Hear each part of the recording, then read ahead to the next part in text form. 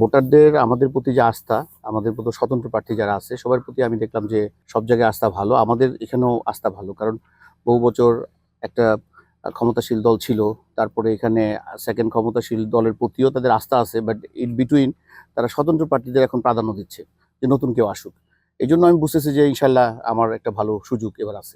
সারাটা অসম্ভব ভালো। গতকালকে আমরা বাহারচর গ্রামে ছিলাম আমরা, এবং ওখানে বাজারে আমি বিশ্বাস করতে পারবো না যে সবাই দৌড়ে এসে আমাকে জড়ায় ধরতেছে, আমার সাথে হ্যান্ডশেক করতেছে, এবং তারা বলতেছে আমরা আপনার মতোই প্রার্থী খুঁজতেছি। তাদের একটা কারণ হচ্ছে যে যেহেতু আর্থিকভাবে আল্লাহর রহমতে আমি ভালো সচ্ছল, এবং তারা এমন একটা প্রার্থী চাচ্ছে, কারণ রাস্তাঘাটের অবস্থা এত খারাপ, বাহারচর ঢুকতেই আমার 1 ঘন্টার উপরে সময় লাগছে।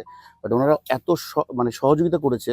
সহযোগিতার কারণটা ছিল যে আপনার আমার যখন গাড়ি ক্রস করে, 2টা গাড়ি পাশাপাশি ক্রস করতে পারে না, তখন তারা জায়গা করে করে আমাকে নিয়ে গেছে। কারণ তারা চাচ্ছিল যে আমি যাতে তাদের এখানে আসি।